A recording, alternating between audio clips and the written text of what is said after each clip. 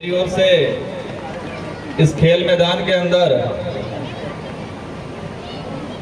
आप सभी जो उपस्थित हैं हम सभी को स्वतंत्रता दिवस की खूब खूब शुभकामनाएं देना चाहूंगा आप सबको दिल से।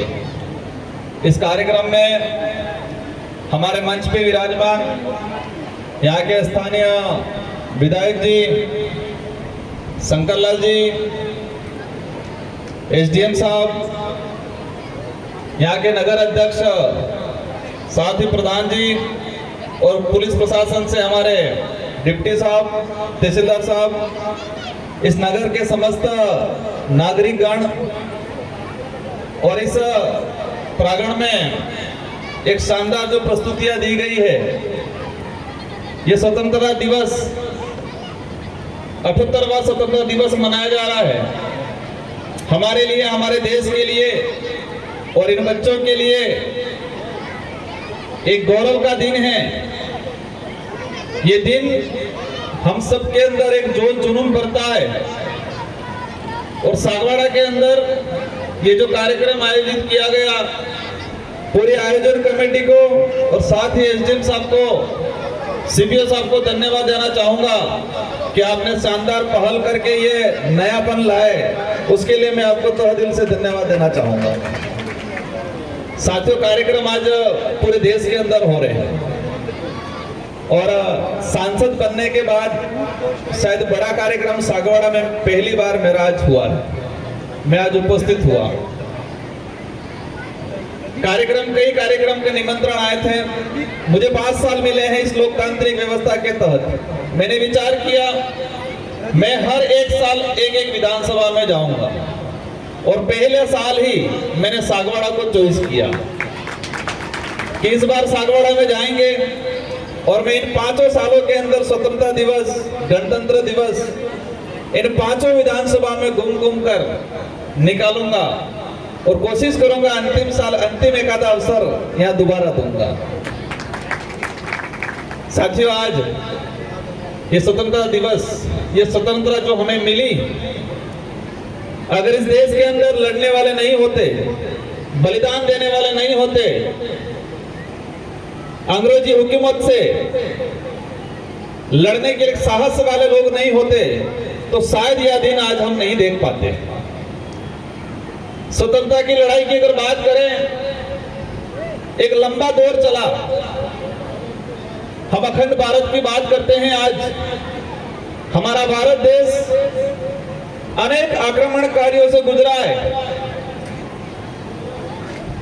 अंग्रेजों से पहले मुगल आए, इस देश के अंदर कई आक्रमणकारी आए।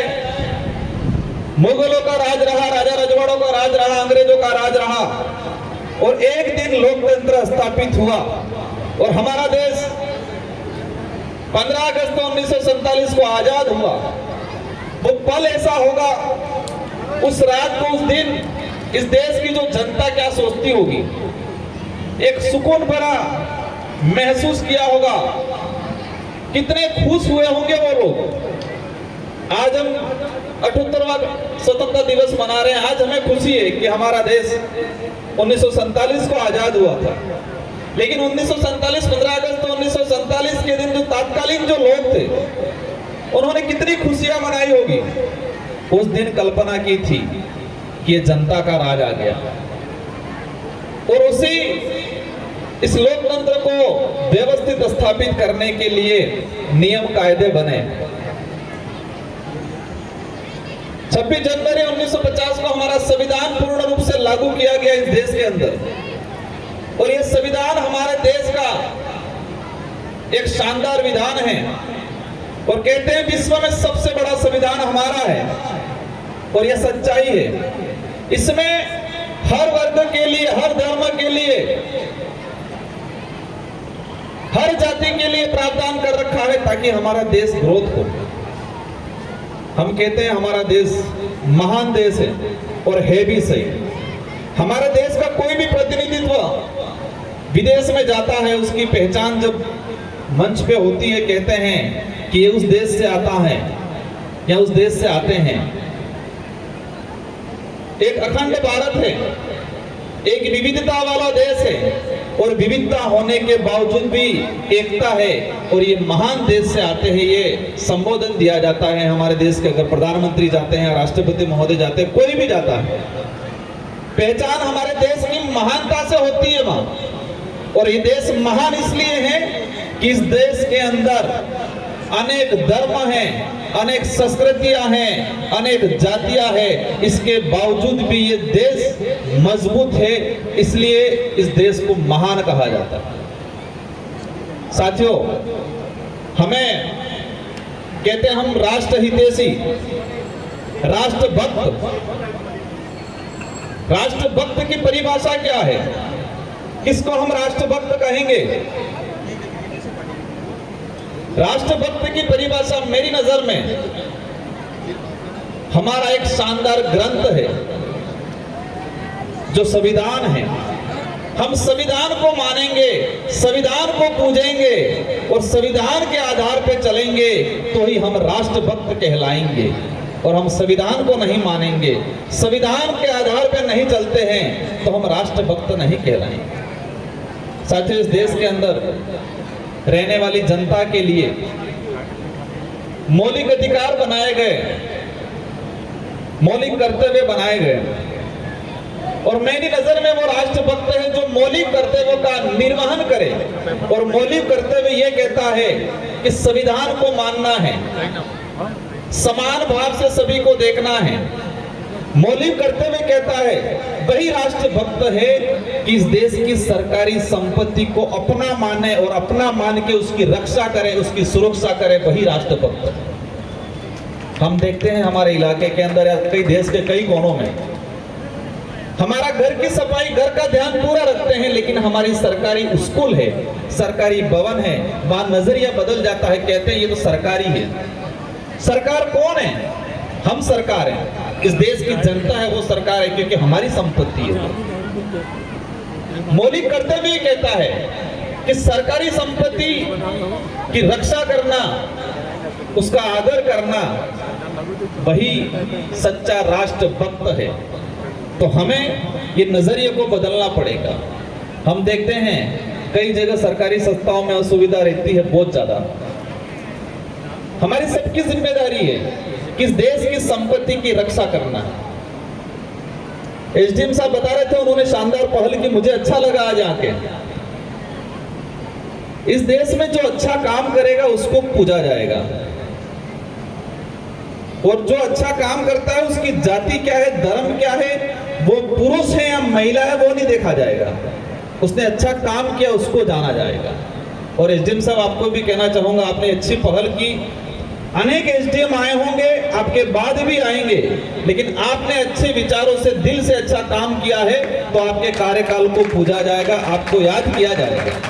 इस देश के इतिहास में हम उठा के देखते हैं, हम किसको मानते हैं जिसने अच्छा काम किया? हम गांधी जी को मानते हैं, अम्बेडकर जी को मानते हैं, बिरसा मुंडा जी को मानते हैं।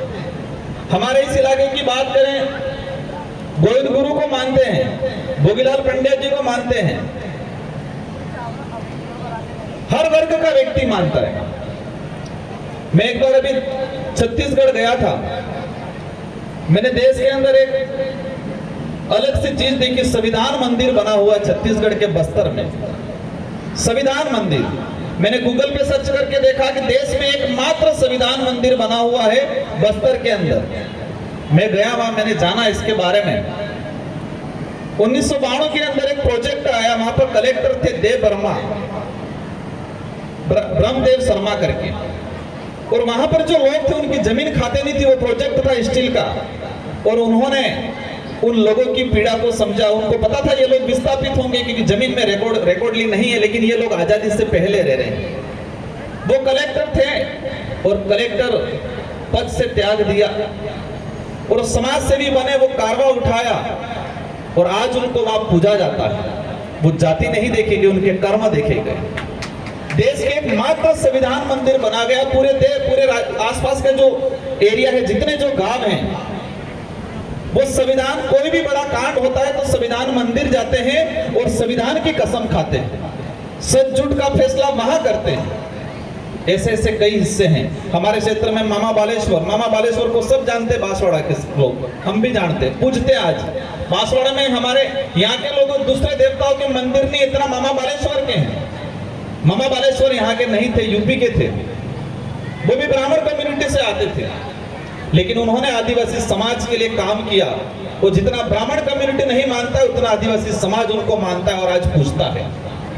मेरे कहने का अर्थ ये है कि हम कर्म अच्छा करेंगे तो लोग याद करेंगे, और कर्म जाति या धर्म देख के नहीं, इंसानियत सबसे बड़ा धर्म है, और उस आधार पे हम कर्म करेंगे तो इस देश का विकास होगा। ये देश तब बढ़ेगा, इस देश में रहने वाला प्रत्येक वर्ग आगे बढ़ेगा, इस देश में रहने वाला प्रत्येक धर्म के लोग आगे बढ़ेंगे।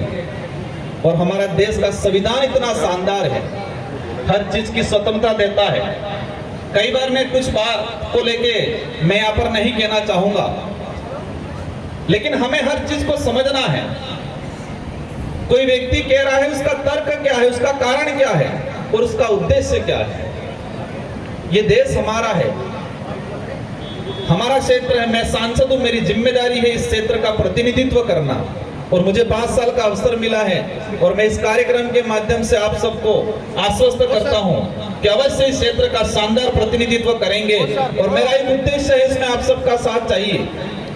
शिक्षा के क्षेत्र में क्रांति लानी है हमें, और वही इलाका बढ़ता है जो शिक्षा के क्षेत्र में क्रांति लाता है। हमारे इलाके में एजुकेशन के मामले में हम डिग्रियां जरूर प्राप्त कर रहे हैं, लेकिन क्वालिटी वाला एजुकेशन प्राप्त नहीं हो पा रहा है, और ये हमारी सबकी जिम्मेदारी है। मैं पहल करूंगा, आप सबका इसमें साथ सहयोग चाहिए। हमारे एमएलए साहब हैं यहाँ, प्रधान जी हैं, हम सब मिलके, हमारी राजनीतिक लैंग्वेज अलग हो सकती है, लेकिन क्षेत्र का डेवलप, क्षेत्र का भविष्य की लैंग्वेज, क्षेत्र के भविष्य की भावना हमारे सबकी एक होनी चाहिए। क्योंकि लोकतांत्रिक व्यवस्था में पार्टियां बनेगी, सबके अपने अपने विचार होंगे, लेकिन क्षेत्र का विकास की बात होगी, भविष्य की बात होगी, हमें सबको मिलके। और मुझे पूरा भरोसा है कि हम सब मिलके इस क्षेत्र के डेवलप को लेके, एजुकेशन को लेके, यहाँ का जो कुपोषण बढ़ रहा है, यहाँ पर जो बच्चे शारीरिक रूप से कमजोर हो रहे हैं, इन सारी कमियों को दूर करने के लिए नहीं पहल लाएंगे। मैं समझ रहा हूँ आज कार्यक्रम काफी लंबे चौड़े होंगे, कई बच्चे तैयार होकर बैठे होंगे, विचार कर रहे होंगे हमारा नंबर कब आएगा। हमारी 3 बालिका खड़ी भी हो गई है, लेकिन मैं अंत में यही कहना चाहूंगा, ये देश को मजबूत करना है, और मजबूत तभी हो पाएगा कि हम सब मजबूत होंगे, सब क्षेत्र के लोग मजबूत होंगे, सभी जाति के लोग मजबूत होंगे, तो ही ये देश मजबूत होगा। और एक बात आप सब याद रखना, इस देश में जब भी संकट आया है तो किसी लड़ते वक्त जाति धर्म नहीं देखा गया। देश की धरती, इस माटी को महत्व दिया गया और सबने मिलकर लड़ाई लड़ी। आजादी की लड़ाई में हिंदू भी था, मुस्लिम भी था, ईसाई भी था, सिख भी था, सबने खून पसीना बहाया है इस देश को आजाद कराने में। आज हम देखते हैं महाराणा प्रताप, भारत देश के इतिहास में एक पढ़ा जाता है कि एकमात्र राजा ऐसे थे जिन्होंने मुगलों की अधीनता स्वीकार नहीं की, और उनका नाम आता है महाराणा प्रताप। और हमें गर्व होता है कि हमारे क्षेत्र से और हमारे इस इलाके के उस समय ऐसे शासक हुआ करते थे। उस लड़ाई में कौन लड़ा? उस लड़ाई में सेनापति मुस्लिम भी था, आदिवासी भी था, सबने मिलकर लड़ाई लड़ी। और आज भी इस देश को बचाना है, इस देश को ग्रोथ करना है, मजबूत करना है, हम सबको मिलकर करना पड़ेगा। बाकी हम जातीय धर्म में बढ़ जाएंगे और धर्म के आधार पे सोचेंगे, धर्म के आधार पे काम करेंगे, सक्सेस नहीं जाएंगे। ये संविधान स्वतंत्रता देता है हर व्यक्ति को अपने हिसाब से अपने धर्म को मानना या नहीं मानना। हम सबका सम्मान करेंगे, क्योंकि सबका सम्मान करेंगे, सबको स्वीकार करेंगे, तो ही ये देश महान कहलाएगा। इसी भावना के साथ मेरी बात को मैंने यहाँ रखा। मुझे उम्मीद है आपने सुना होगा, उसको समझा होगा और इसको पॉजिटिव एनर्जी के साथ अमल में लाएंगे। इन्हीं शब्दों के साथ सारे बालक बालिकाओं से मेरा एक ही निवेदन है कि पढ़ाई करनी है और पढ़ाई पास होने के लिए नहीं करनी है, पढ़ाई जानने के लिए करनी है, खोजना है। इस देश को, विदेश को, इस भौगोलिक स्ट्रक्चर को हमें जानना है और जान के हमें मजबूत बनना है और विश्व लेवल पे हमको राज करना है, ये आज तय करके जाना है। इन्हीं शब्दों के साथ आप सबको पुनः स्वतंत्रता दिवस की शुभकामनाएं और उम्मीद है कि आने वाले समय में आप सब मिलके इस कार्यक्रम को और मजबूत बनाओ और शानदार बनाओ। इन्हीं शब्दों के साथ आप सबको जय जोहार, जय संविधान, जय बिल प्रदेश, जय राजस्थान।